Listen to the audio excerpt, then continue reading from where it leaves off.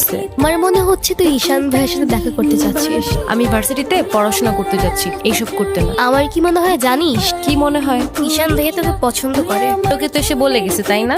বুঝি তো সব, আর বলা লাগবে না। এই শোন, তুই না ঈশান ভাইকে প্রপোজ করে দে।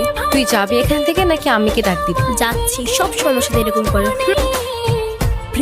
বলে দিস কিন্তু, বেশি দেরি করিস না। ভাই বইলে দেন তো, পরেরটা পরে দেখা যাবে।